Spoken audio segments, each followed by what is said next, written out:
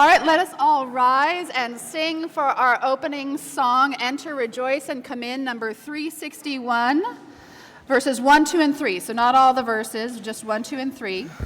You can look in the hymnal at 361 or on the screen.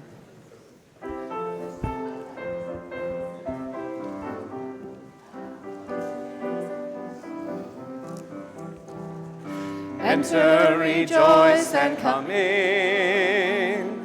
Enter, rejoice, and come in. Today will be a joyful day. Enter, rejoice, and come in. Open your ears to the song.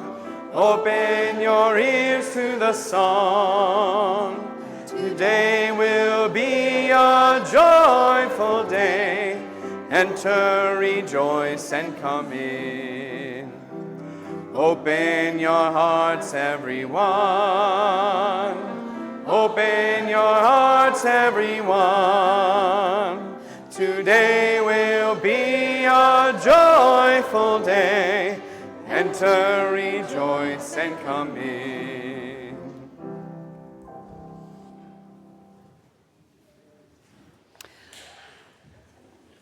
Welcome, welcome in this morning. Welcome in from a world in need of rejoicing. We are here to rejoice, rejoy, and instill some joy into this world to increase the sum total of joy in the world this morning. We're here on a very special Sunday here at the Unitarian Society, our annual holiday play. So you are in for a treat here, whether you're in our sanctuary or your online sanctuary at home. We are here as one community to celebrate the season together. I'm the Reverend Julia Hamilton, and I want to extend a special thank you to all of our families, kids, and youth who helped make this holiday play possible this morning.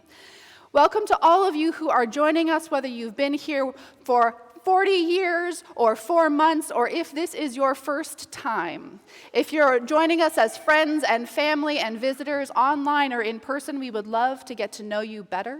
So join us for a coffee and conversation afterwards, sign our online connection card, or drop the connection card in the offertory plate as it goes around the space here. That way we can keep in touch with all the things that are going on here at the Unitarian Society of Santa Barbara. We are a loving community of seekers who strive to live with integrity, nurture wonder, and inspire the actions that transform us and transform the world. The holidays mean there's all kinds of things going on around here, and most importantly, after the service today in Parish Hall, there's going to be a town hall meeting, part 2 of talking about our plans and vision for the upcoming capital campaign, a chance to dive into some of the work our building team has been doing and get into some of the ideas that have been coming forth about what this campaign might look like. And there's going to be another online opportunity to hear the same information on Wednesday evening at 6. So if you're joining us in our online sanctuary, you can join us online Wednesday evening at 6. If you're here in person, you can join us in the parish hall after the service. And there is childcare available if you're here in person. There'll be lots of fun down in Star King while we have lots of fun up here envisioning the future of this campus. Thank you, Charla. We, of course, have Christmas Eve coming up fast, which means we have 3 services here at the Unitarian Society. Our 5 o'clock service is our family service, where we engage in telling the Christmas story in a dynamic and interactive way, so great for kids of all ages and those who love a good story. At 7 o'clock is our lessons and carols with the full choir, beautiful music, and retelling of the Christmas text. And 9 o'clock has a special place in many people's hearts. It's our jazz service, where we have a jazz combo. We put a little swing in the carols. It's a lovely way to end Christmas Eve. Come for one, come for all of them. We do have folks who like to stay the whole evening with us. And of course, candles and silent night as we go out into the evening. Join us then. If you'd like to celebrate the solstice with us, because we are a big tent, we do have our annual solstice gathering at Goleta Beach on the 21st. Charlo will be there with some other folks to welcome in the turning of the year at 4:30 at Goleta Beach as we watch the sun go down on the shortest day and the longest night. I invite you now to take a breath, to settle yourself wherever you are, to set aside whatever to-do lists you might have waiting for you out in the world, and allow yourself to be present to this moment, this joy, this community, as we gather for our time of worship together, and let the bell connect us.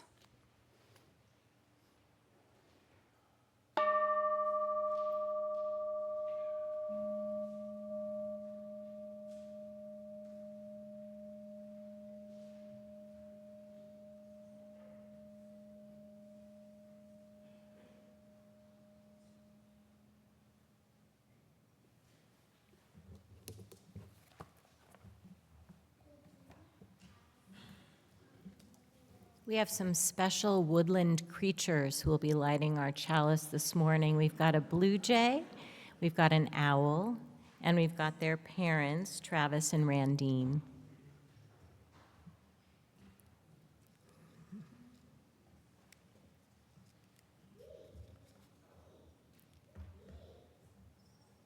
This is their first time lighting the chalice.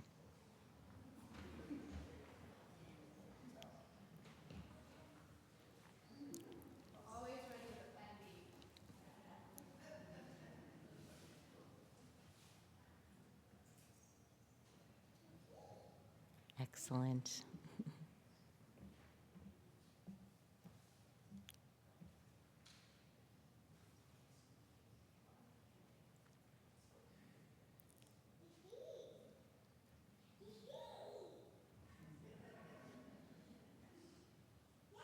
Wonderful. Our chalice lighting words are by Richard S. Gilbert. We bid you welcome. We bid you welcome, who come with weary spirits seeking rest, who come with troubles that are too much with you. We bid you welcome, who come with hope in your heart, who come with anticipation in your step.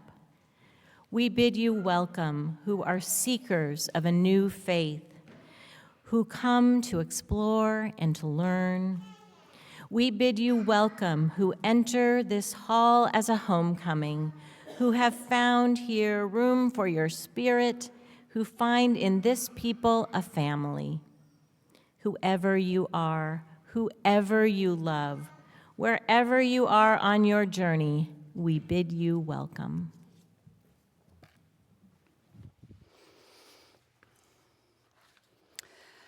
Each Sunday, we take a moment to lift up something good we find in the world, to remind ourselves that there are people doing good work to make a more beloved community every day. And so I invite you to think of something that you saw that inspired hope in your heart this week, to share it with each other over coffee and conversation or type it into the chat. And because we are a multi-generational community this morning, and because we have a lot of students here in the room, and because we are all lifelong learners, right? One of the things about Unitarian Universalism is we never stop learning. I want to lift up the work of Nakia Jackson and Kelsia Johnson, who are from New Orleans, where I grew up. And these two young women, while they were in high school, they created mathematical history because they found a new proof for the Pythagorean theorem that mathematicians thought was impossible. This is a 2,000-year-old rule about triangles.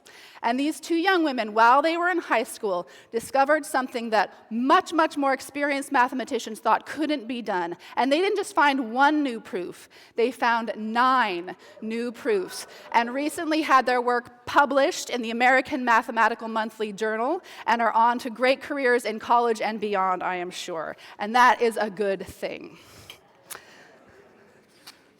Let us now do another good thing, which is sing a song together. We're going to sing Come Sing a Song With Me, but we have some special lyrics. So those of you who know this song, keep an eye on the lyrics because we've adapted them for our holiday play this morning. Please rise in body and spirit.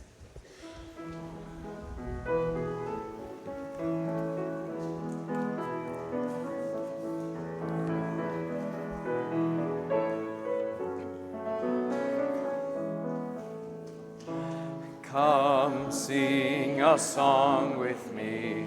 Come sing a song with me. Come sing a song with me, that I might know your mind. And I'll bring you home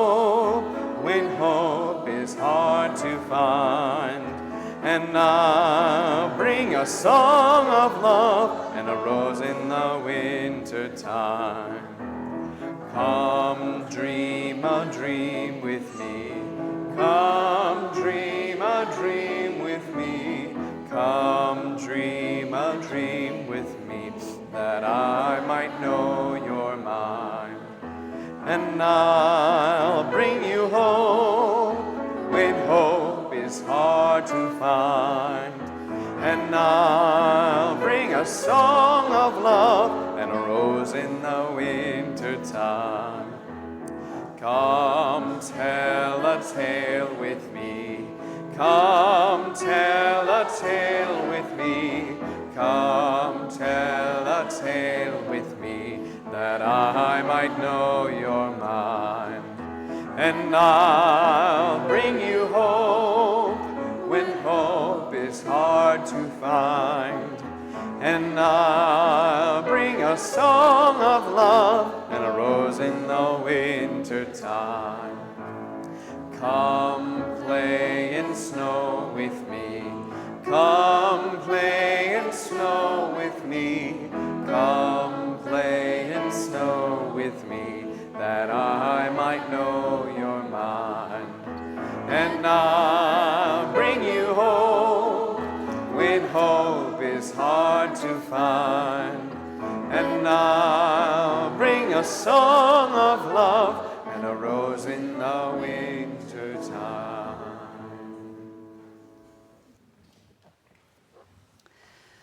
So this morning, we're going to be celebrating the most well-known and beloved symbol of the season, the Christmas tree. We'll imagine how the first evergreen tree came to be decorated with the help of some of our woodland creatures, and we'll learn how the Christmas tree tradition became popular here in the United States because of some of our Unitarian forebears. So I'd like to start us off with a poem, reminding us that the tree we so lovingly decorate in our living room very often started outdoors, far from the warm glow of our window. It's called Nest by Jeffrey Harrison. It wasn't until we got the Christmas tree into the house and up on the stand that our daughter discovered a small bird's nest tucked among its needled branches. Amazing that the nest had made it all the way from Nova Scotia on a truck, mashed together with hundreds of other trees without being dislodged or crushed. And now it made the tree feel wilder. A balsam fir growing in our living room, as though at any moment a bird might flutter through the house and return to the nest. And yet, because we'd brought the tree indoors, we turned the nest into the first ornament. So we wound the tree with strings of lights, draped it with strands of red beads, and added the other ornaments, then dropped 2 small brass bells into the nest, like eggs, containing music, and hung a painted goldfinch from the branch above, as if to keep them warm.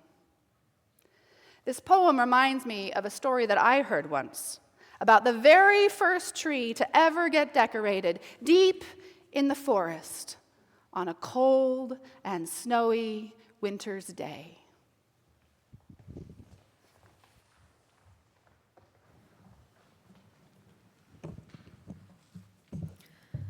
Imagine that we are in a long time ago, far away in a distant forest. The sun has risen, cold and frosty, just after a midwinter storm has blanketed the trees with snow.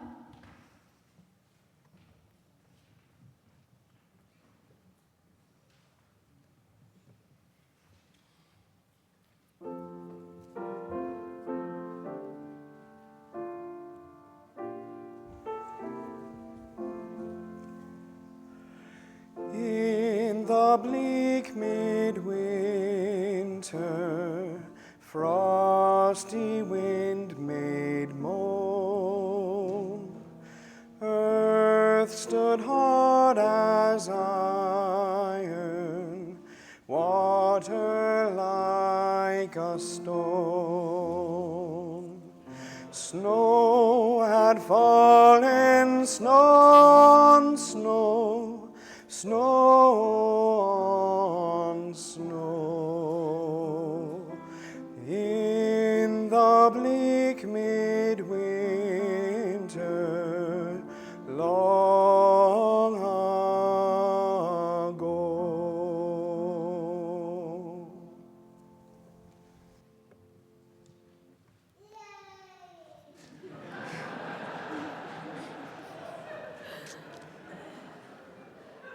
In this forest there lived a bear. Now Bear had been born in the spring and had not yet experienced his first winter. During the warm days of summer, he learned from his mother how to live in the forest, how to forage for berries and catch fish in the stream. His body grew in size and strength. But then, as the leaves turned from green to orange to brown and the days grew cloudy, Bear felt his body telling him to find a cozy cave in which to sleep in during the coming winter. One long night in late December, when he'd only been asleep for a few weeks, he found himself woken up by the crack of lightning and the howl of the winter wind. A big storm had come. He huddled in his cave until the storm had passed, and although the sun struggled to shine as best as it could on the snowy scene below, the day stayed cloudy and gloomy and gray. Bear poked his nose out of the cave and was astonished at what he saw. Where have all the colors gone? He had never seen such a white and wintry world before, but the wind only answered with silence. The wind wasn't entirely unhelpful, however. The wind carried the bear's cries to his friends in the forest. One of these friends was Squirrel. He came bounding over to Bear's cave, tail twitching and eyes shining. Bear asked his question again. Where have all the colors gone? It's cold out and all I see on the ground is this cold, wet, mushy stuff. That's not stuff, that's snow. It comes every winter and it will be gone by spring. Spring's a long way away. It's gonna be cold and gloomy. Bear snuffled around the ground. There was not a single berry or mushroom or grub or anything to snack on at all. Bear promptly plopped down on the snow-covered log, put his head in his paws, and began to mope. But Squirrel had an idea. To help cheer up his friend, not far from Bear's cave was a beautiful evergreen tree. Although it was covered in snow, its green needles still peeked through. While Bear moped, Squirrel called all of his forest friends over to him, owl and hedgehog, blue jay and fox, raccoon and mice, and gave them instructions to go back to their dens, nests, and secret sleeping spots and gather any colorful, beautiful, and interesting things they might find, and meet him back at the snow-covered tree. And the animals scattered in all directions. Squirrel got to work in the tree, running up and down each branch, dusting off all the snow until its shining green needles were clean and clear, and it stood out against all the gray winter around it. Hedgehog was the first to come back. He brought an armful of berries from his den, bright red. Squirrel helped hang them all around the tree to remind them of the berries in the summer woods. The foxes returned next. They'd found a bunch of dried flowers.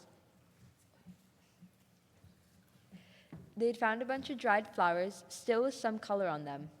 They hung them all around the tree to remind them that spring and its flowers would soon come again.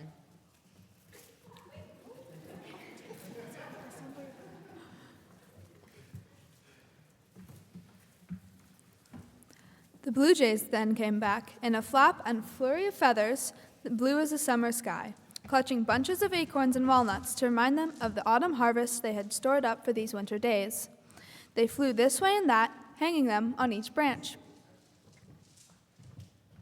Raccoon showed up with an armful of apples. When asked where she had found them in the middle of winter, Raccoon just shrugged and smiled.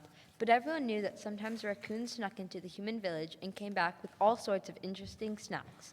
The squirrel carefully hung the apples from the branches with help from the others. Owl was the last to arrive, flying on silent wings, startling Squirrel so much he almost fell off his branch. Owl had brought something special. Clutched in his talons, as round and bright as the sun, an orange. He told the story of how he had swooped down and stolen it from a fisherman's lunch out on the lake while the fisherman was cutting a hole in the ice. Owl flew up to the very top of the evergreen and placed the orange there, stuck on the very highest tip of the tree.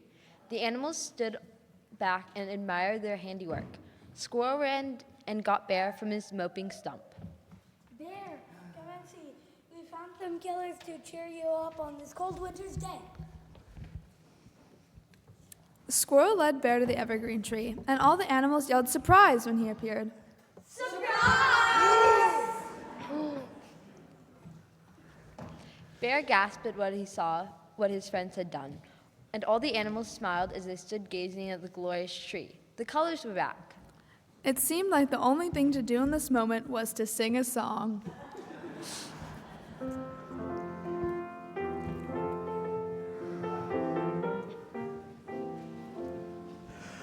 O Tannenbaum,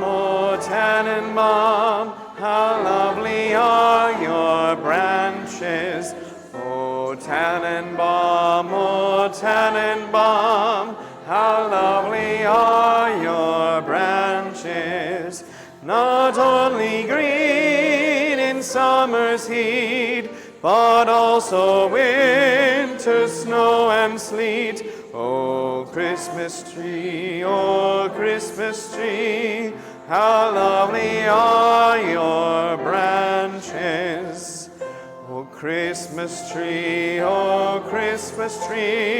we learn from all your beauty.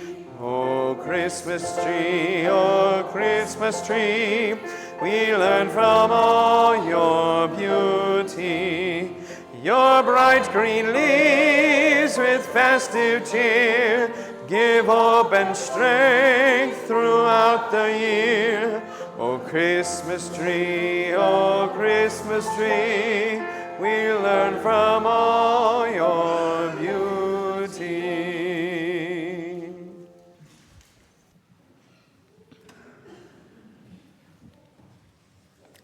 By the time the animals were finished singing, the sun was going down. The days were very short after all, since winter solstice was approaching.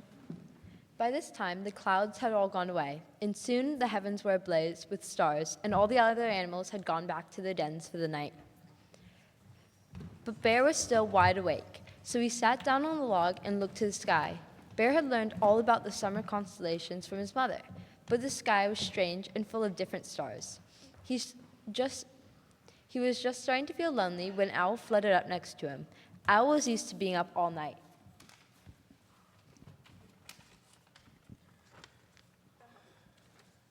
Oh, where did all my stars go? Do they hibernate too, Owl? No, Bear. These are winter stars. The summer stars like it warm, and so they follow the sun to the other side of the earth, where it is summer now. Now is the turn for the winter stars, who like the long, cold nights. I think they shine even more brightly. You never need to feel lonely when you know the stars, because they always return to keep you company, winter and summer. And Owl proceeded to show Bear all of the winter constellations. But while Bear and Owl were busy looking at the night sky, something was happening at the tree.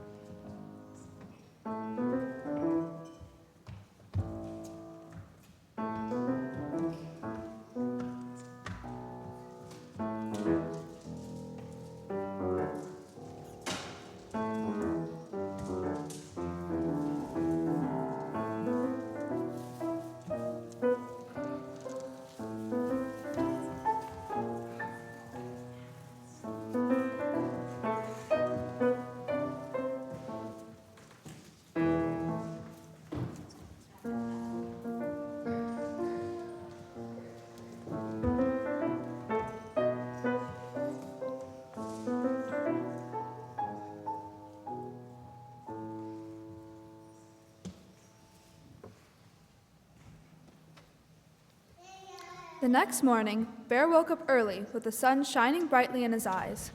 He had fallen asleep curled next to the log. For a moment, he was confused because he wasn't in his cave. But then he remembered what had happened the day before and rushed to see the glorious tree and all of its winter decorations. Ah, they're gone. The tree is empty. Ah! Bear's cries were so loud, they woke up all the other animals who came rushing to see what the matter was. And sure enough, every single nut and berry and flower was gone, leaving just the shining green needles against the snow. A silence fell over the group. We gotta find the thief that stole our beautiful ornaments. After another long silence, Raccoon stepped forward. I'm the thief.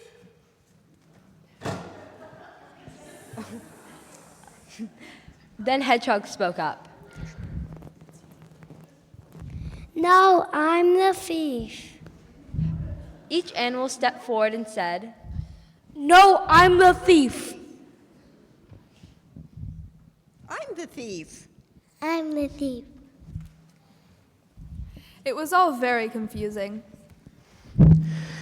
Squirrel, what's going on?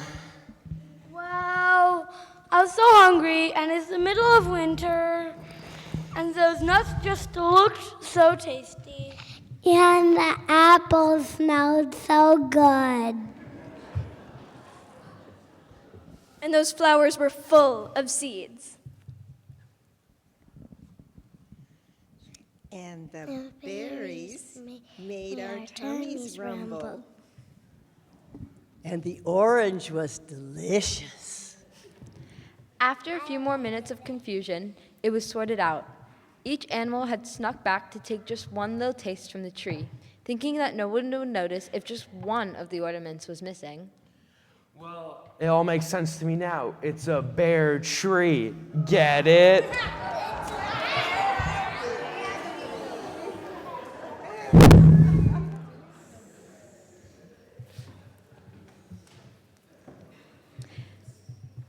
And that was how the tradition started.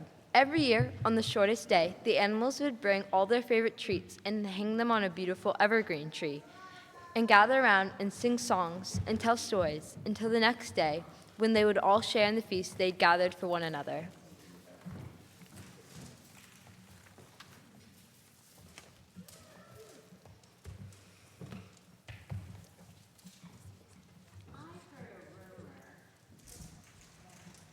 I heard a rumor, this time you hear it too, that one day some children from the village just happened to be out in the forest sledding on that special day and just happened to see the animals all gathered around a colorfully decorated evergreen tree singing their cheerful songs. The children then rushed home to tell their parents, who of course thought the whole thing was made up. But that's how they say the tradition of decorating evergreen trees started. Now, why is it that we bring a tree into our living room at Christmas time every year? Well, that's a different story, one that you'll hear a bit more about after we collect the offertory. But first, let's have our cast take a bow.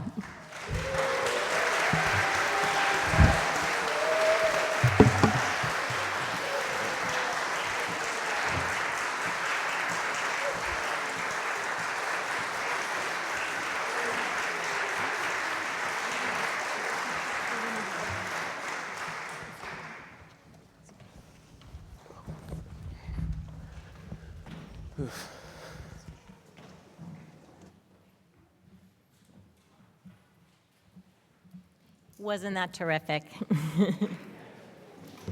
Thank you again to our wonderful cast. Each month, we give a portion of our offertory to a cause worthy and in line with our values. And this month, our designated group is BLUE, Black Lives of Unitarian Universalists. And you can read more about them in your order of service. Now, if you will join me in reading the affirmation of gratitude and giving in your order of service. Let us be grateful when we are able to give, for many do not have that privilege.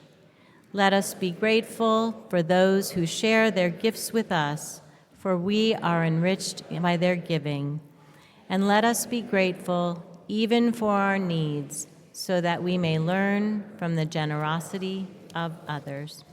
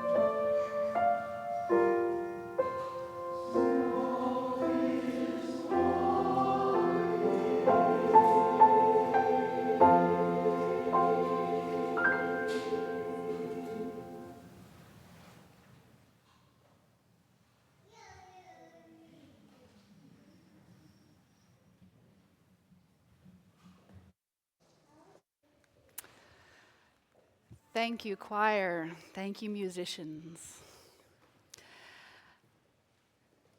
So the poet E.E. Cummings is a famous poet who lived in Massachusetts and whose father was a Unitarian minister. And since we're going to be talking about how some Unitarians in New England helped bring Christmas trees from the outside in here in the United States, I thought I would share this poem by E.E. Cummings titled Little Tree. Little tree, little silent Christmas tree, you are so little, you are more like a flower. Who found you in the green forest, and were you very sorry to come away? See, I will comfort you, because you smell so sweetly. I will kiss your cool bark and hug you safe and tight, just as your mother would. Only don't be afraid. Look, the spangles that sleep all year in a dark box, dreaming of being taken out and allowed to shine. The balls and chains and red and gold and fluffy threads. Put up your little arms and I'll give them to you to hold. Every finger shall have its ring, and there won't be a single place dark or unhappy. Then, when you're quite dressed, you'll stand in the window for everyone to see, and how they'll stare. Oh, but you'll be very proud, and my little sister and I will take hands, and looking up at our beautiful tree, we'll dance and sing, Noel, Noel.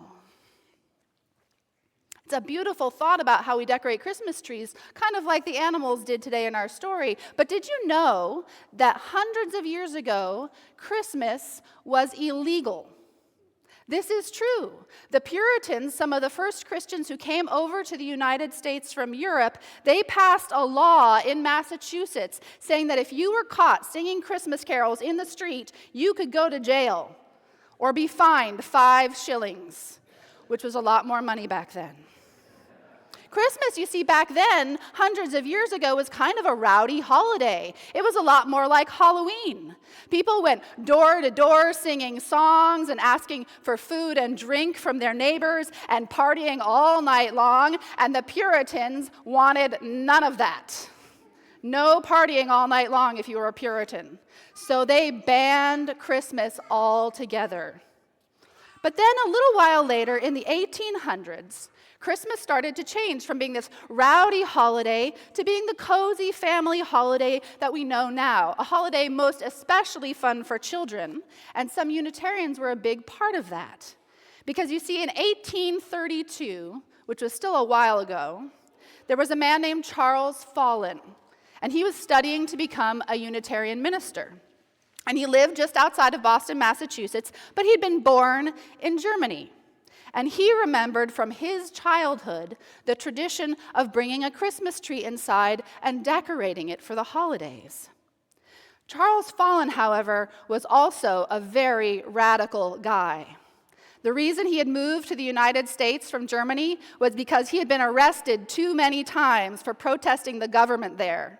And so he had to run away from Germany before they could arrest him again. He ended up in France, and then from France, he came to the United States, where he continued to be a very radical guy. He got fired from his job at Harvard University, where he taught German, because he was too outspoken.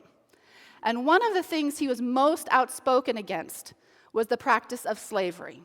Because at the time, the United States still enslaved people, and Charles Follen thought that was a wrong idea. And so him and a lot of his friends got together to speak out against this, to try to get it to change. And Christmas time was one of the places where they spoke out the most against this practice, trying to engender that feeling of love and goodwill during the holidays to try to get people to treat each other with kindness. And they used Christmas fairs to raise money for their cause. Now, one year in 1832, right around Christmas time, Charles Follen was having an organizing meeting for some of his abolitionist friends.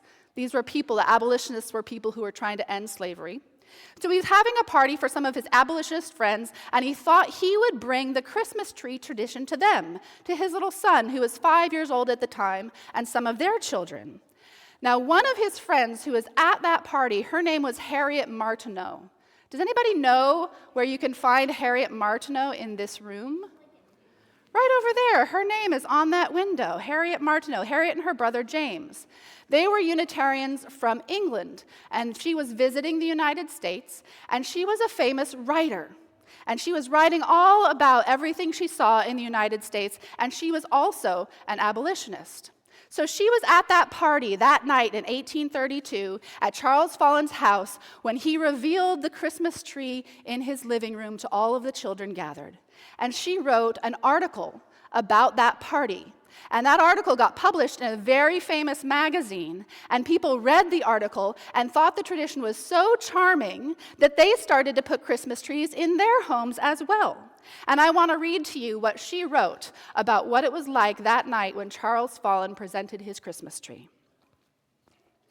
I was present at the introduction into the new country of the spectacle of the German Christmas tree. The tree was the top of a young fir planted in a tub, which was ornamented with moss. Smart dolls and other whimsies glittered in the evergreen, and there was not a twig which had not something sparkling upon it. It really looked beautiful. The room seemed in a blaze, and the ornaments were so well hung that no accident happened, except one doll's petticoat caught fire. There was a sponge tied to the end of a stick to put out any supernumerary blaze, and no harm ensued. I mounted the steps behind the tree to see the effect of opening the doors. It was delightful. The children poured in, but in a moment every voice was hushed. Their faces were upturned to the blaze, all eyes wide open, all lips parted, all steps arrested. That's what she said it looked like in Charles Follin's living room.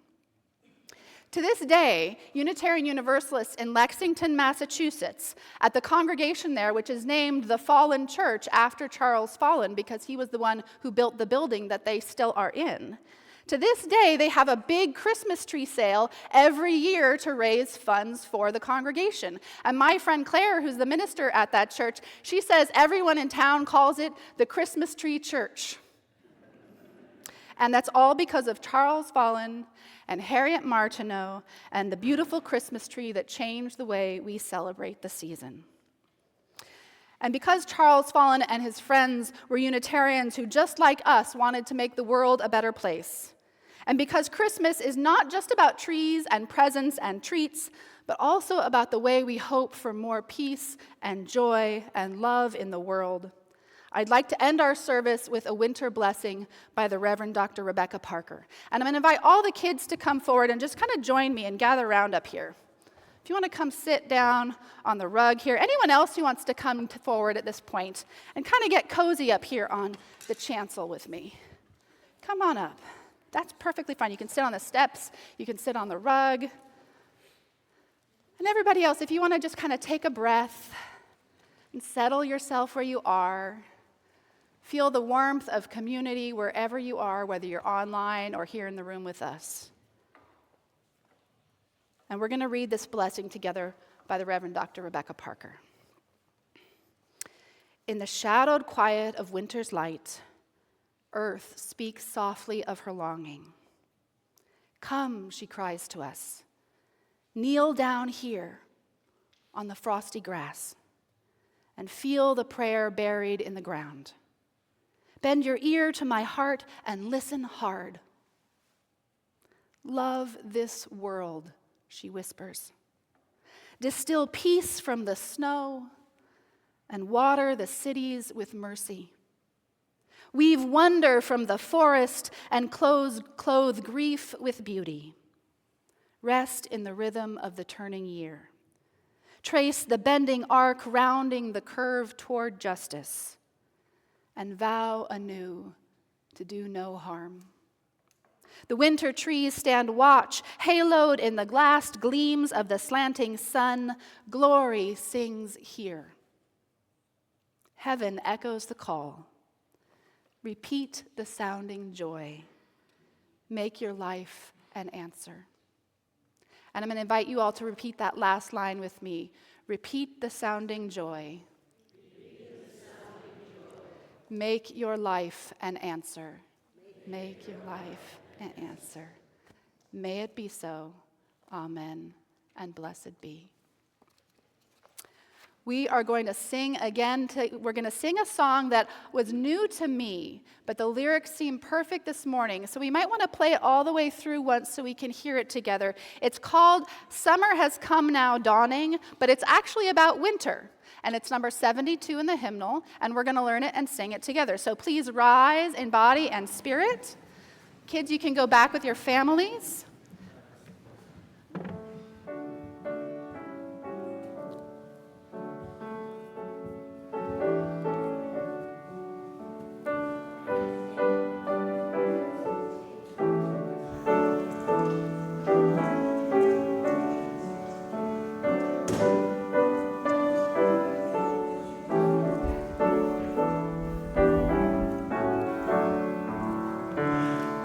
Summer come now dawning amidst the winter snows, and shall we nest the tiny birds within the pine trees' boughs? And shall we nest the tiny birds within the pine trees' boughs? Already now the candles have blossomed on the tree to light the longest winter night for in us to see. To light the longest winter night for all of us to see. The old one now made youthful, just like a child at play.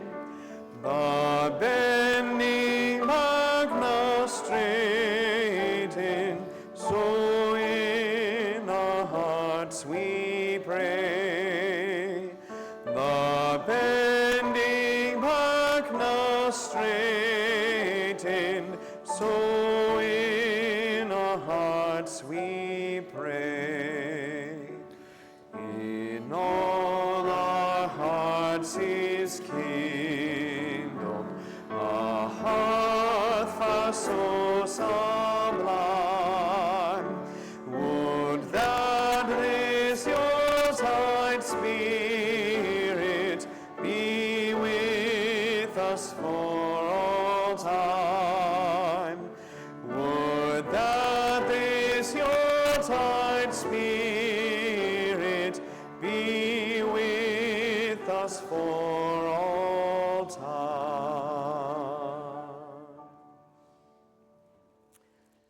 So go ahead and stay right where you are. I'm going to invite all of the people who are in the play to come up here up front with me if you want to hold hands up front here. If you're out there, you can put your hands over your heart or hold hands with the person next to you if you have permission to do so. Can I hold your hand, Maisie? Awesome. You can always open your hands, however it is that you get connected to that sense of being part of a larger, loving community. That love that moves within us and among us and beyond us. And as you go out into this beautiful and heartbreaking holiday world, may the light of love shine upon you, out from within you, be gracious unto you, and bring you peace. For this is the day we are given. Let us rejoice and be glad in it. And let us call out a blessing.